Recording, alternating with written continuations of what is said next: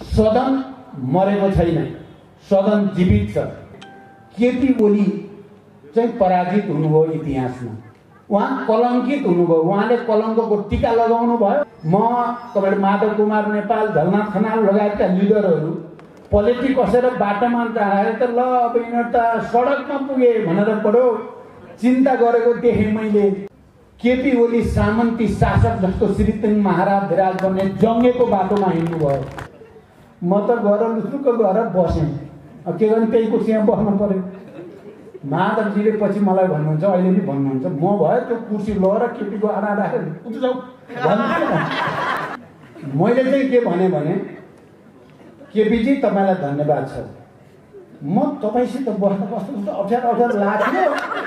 केही साथीहरू क्षणिक स्वार्थको निम्ति, लोभको निम्ति जानुभएको छ, ती फेरि आउँछन् भन्ने देख्छु ल। जाने ठाउँ नै बाँकी रहँदैन बिचरा। आयो भने हामी फेरि चाहिँ हामी क्षमा दिन सिपालु छौँ, हामी क्षमा दिइहाल्छौँ। केपीको बुद्धि नपुग्यो हुनाले ब्याटल हामीले जित्यौँ।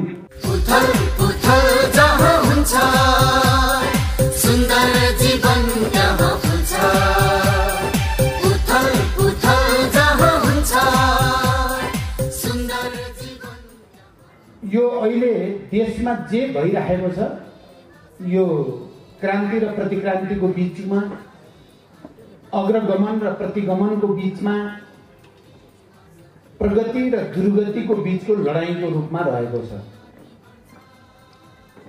इतिहासमा जहिले पनि जहाँ जहाँ क्रान्तिहरू भए या कम्युनिस्ट पार्टीहरू शासनको नेतृत्व गर्ने ठाउँमा पुगे, त्यहाँ विचारको समस्या पनि निकै गम्भीर र जटिल रूपले देखा पर्ने गरेकै छ। र त्यो विचार सङ्घर्षमा, विचारको विवादमा सांस्कृतिक मोर्चाको, सांस्कृतिक अभियानको असाध्यै महत्त्वपूर्ण भूमिका रहँदै आएको पनि छ। म अहिले लामो व्याख्या गर्न त सम्भव छैन पनि, सायद आवश्यक पनि अहिले चाहिँ छैन।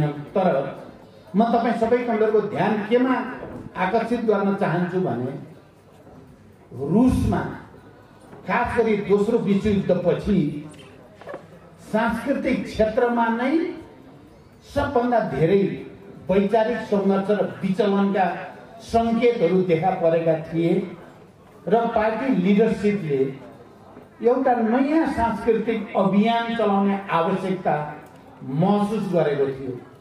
सायद तपाईहरूले धेरैले पढ्नु भएको होला।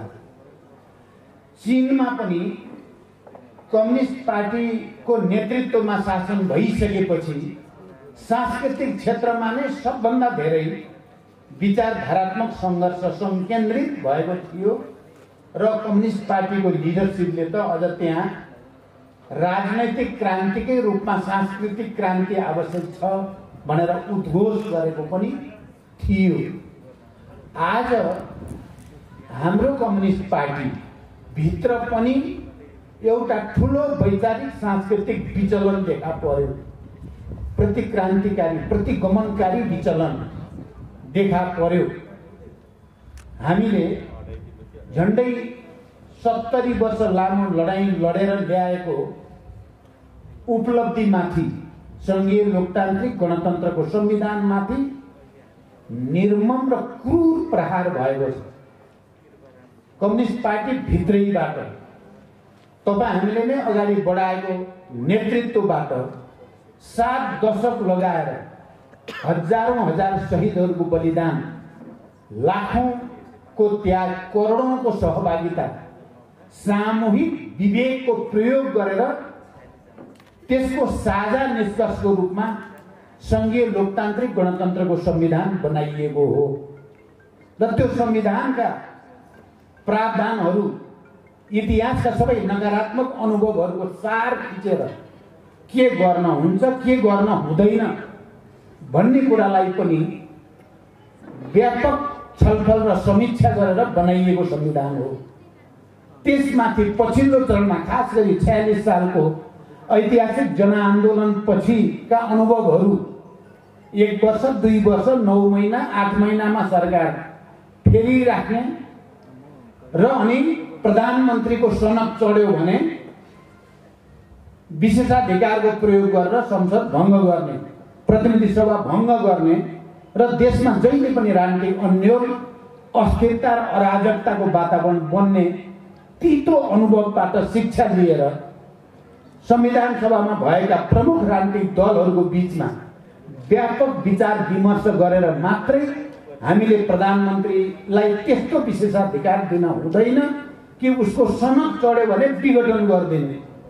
लाखौं करोडौं जनताको अभिमतबाट निर्वाचित प्रतिनिधि सभालाई एकजना व्यक्तिले रिस उठ्यो भने विघटन गरिदिने, यो चाहिँ हुन सक्दैन भन्ने निष्कर्षको साथ नै हामीले संविधानमा प्रधानमन्त्रीलाई संसद विघटनको अधिकार खोजेका थियौँ।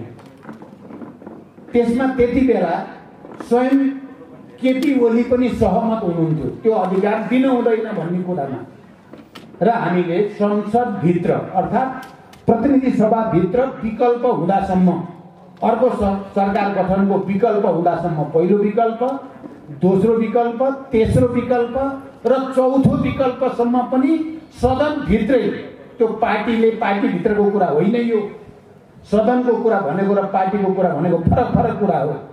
सदन भित्र गएर विकल्प खोज्दा विकल्प देखिएन, पहिलो विकल्प पनि सम्भव देखिएन, दोस्रो पनि देखिएन, तेस्रो पनि देखिएन, चौथोमा जाँदा पनि भएन भने मात्रै प्रतिनिधि सभा विघटन हुन सक्छ भनेर संविधानमा भनिएको छ। तर अहिले संविधानको त्यो मर्म र भावना, सामूहिक विवेकको त्यो निष्कर्षमाथि प्रहार गरियो, बडो निर्मम ढङ्गले प्रहार गरियो, क्रूर हिसाबले प्रहार गरियो। यो सदनमाथिको मात्रै प्रहार होइन, यो सांसदहरूको सार्वभौम अधिकारमाथिको मात्रै प्रहार होइन, यो नेपाली जनताको लामो सङ्घर्ष र बलिदानपछि अब नेपाली जनता आफ्नो सार्वभौम अधिकारको प्रयोग गर्दै, संविधानको चाहिँ सुरुमै भनिएको छ हामी नेपाली जनता आफ्नो सार्वभौम अधिकारको प्रयोग गर्दै यो संविधान जारी गरेका छौं भनेर जो भनेको हो, त्यो झन्डै 3.25 करोड नेपाली जनताको सार्वभौम अधिकारमाथि केपी ओलीले जो प्रहार गरेको छ, यो अनाधिकार प्रहारको प्रतिरोध गर्नु हामी सबैको दायित्व भएको छ। र तपाईँ सांस्कृतिक कर्मीहरूले जनताको मनोविज्ञान, भावना, संवेदना र जनताको अधिकारलाई त्यही रूपमा अगाडि बढाउने फेरि एकचोटि अर्को ऐतिहासिक दायित्व तपाईहरुको काँधमा पनि छ, हामी सबैको काँधमा पनि छ। मैले भनेको छु यो अहिले संविधानले दिँदै नदिएको अधिकार हुँदै हुँदैन भनेको कुरा प्रयोग गरेर मैले भन्ने गरेको छु, सदन मरेको छैन, सदन जीवित छ, सदन विघटन भएको छैन, सदन जीवित छ। विघटन भएको केपी ओलीको सरकार हो, उसले जनताका विरुद्ध र संविधानको मर्म र भावना विपरीत गएपछि ऊ विघटित भएको हो। त्यसकारण जनताले अब उसले अनाधिकार रूपमा जसरी यसको हत्या गरे भनेको छ, यसको हत्या भएको छैन। मलाई विश्वास छ सम्मानित अदालतले यति सामान्य कुरा संविधानमा बडो प्रष्टसँग लेखिएको यो प्रावधान अदालतले बुझ्दैन भनियो भने हामी आफै वास्तवमा अदालतको सम्मान प्रति अपमान ठहर्छ भन्ने म ठान्छु। म अदालत प्रति भरोसा गर्न चाहन्छु। उहाँहरूले छिटो भन्दा छिटो संविधानको व्यवस्था अनुसार सदनलाई सुचारू गर्ने आदेश आउनेछ भनेर म विश्वास पनि व्यक्त गर्न चाहन्छु। तर केपी ओलीले जुन ढङ्गले निर्मम प्रहार संविधानमाथि, लोकतन्त्रमाथि, संघीय लोकतान्त्रिक गणतन्त्रमाथि, यो देशका सबै उत्पीडित वर्ग, जाति, क्षेत्र, लिङ्ग, समुदायको पहिचान, समावेशिता र समावेशी लोकतन्त्रको हक अधिकारमाथि जो प्रहार गरेका छन् त्यो चाहिँ सही हुन सक्दैन।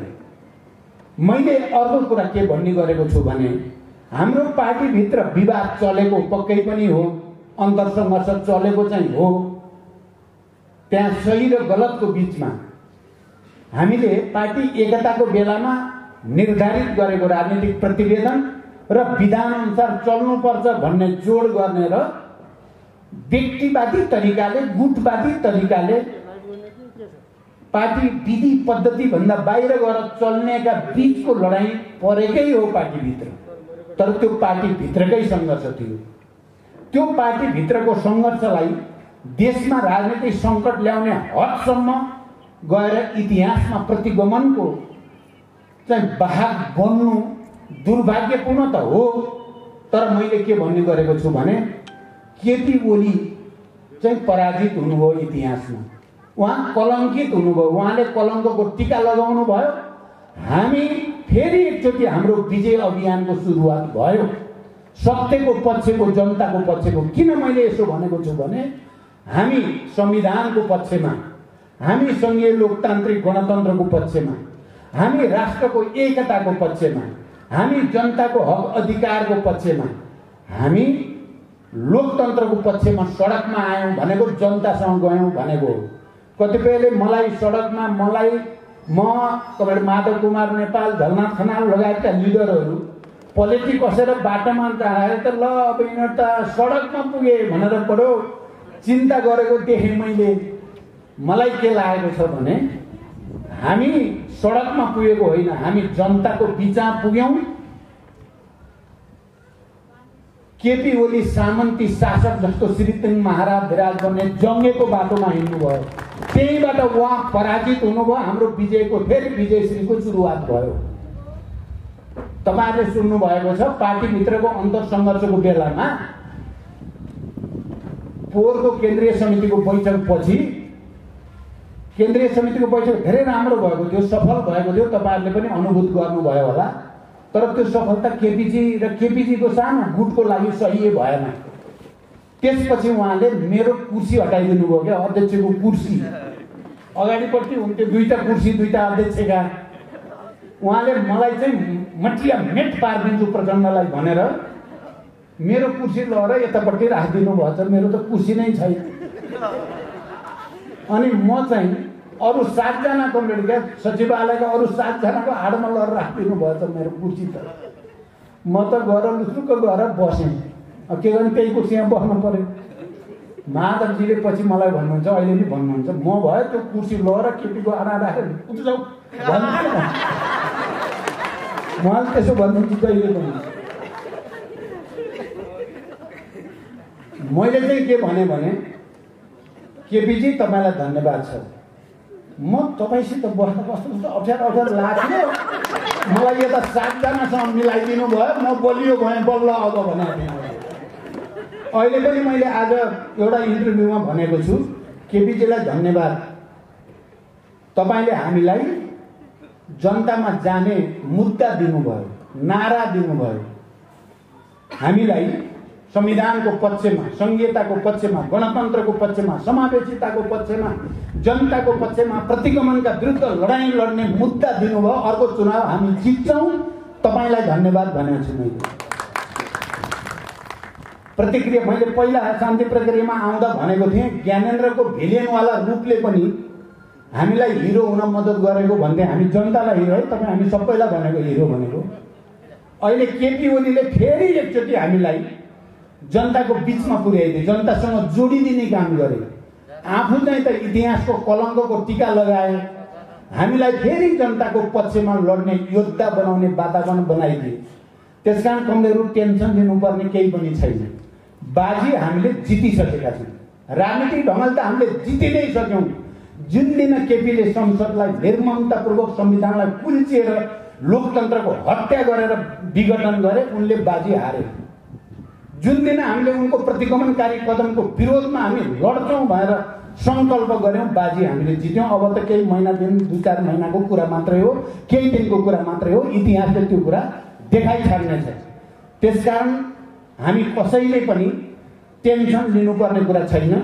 आफ्नो ऐतिहासिक जिम्मेवारी पुरा गर्नको निम्ति दृढताका साथ एकताबद्ध भएर अगाडि जाने हो। केही साथीहरू क्षणिक स्वार्थको निम्ति, लोभको निम्ति जानु भएको छ। त्यस्ता केही साथीहरू पहिला पहिला पनि जानी गरेका भित्रै पर्छन् क्या, त्यो अहिले मात्रै गर्दा होइन। ती जाने बुझेका मान्छे पर्छन् क्या, तपाईँहरू त्यसमा पनि टेन्सन नलिनु होला। ती फेरि आउँछन् भन्ने देख्छु म, 2-4 महिनापछि हेर्नु होला, वैशाखपछि आउँछन्। जाने ठाउँ नै बाँकी रहँदैन बिचरा। आयो भने हामी फेरि चाहिँ हामी क्षमा दिन सिपालु छौँ, हामी क्षमा दिइहाल्छौँ। यो पनि टेन्सनको विषय छैन। त्यसकारण कमरेडहरू, यस्तो भइरहेको छ यो आन्दोलन हो, यो गतिमा हुन्छ। कम्युनिस्ट पार्टीलाई, कम्युनिस्ट आन्दोलनलाई, क्रान्ति र परिवर्तनको प्रक्रियालाई माउ सेतुले याङ्से नदीसँग तुलना गर्नुभयो। त्यो गडाएर जान्छ, कहिले यता ठोकिन्छ, कहिले उता ठोकिन्छ, गर्दै गर्दै महासागरसम्म पुगी छाड्छ। यस्तै अभियान हो। तर नेपालमा त हामी भाग्यमानी रहेछौँ, हामीले सुरुमै ब्याटल जित्यौँ। केपीको बुद्धि नपुग्यो हुनाले ब्याटल हामीले जित्यौँ। अब यो फिल्डमा जित्न बाँकी छ। पोलिटिकली जितिसकियो, फिल्डमा जित्न भोलिदेखि जो आन्दोलनको कार्यक्रम छ अलिक जोरदार ढङ्गले पुरै उत्साहको साथ, आत्मविश्वासको साथ तपाईँ हामी अगाडि बढौँ। हेर्नु होला, केही महिनाभित्र फाइनल हुन्छ र अन्तिम विजय जनताकै हुन्छ। यो विश्वासको साथ अघि बढौँ भन्दै म मेरो भनाइ टुङ्ग्याउँछु। धन्यवाद। अभिवादन।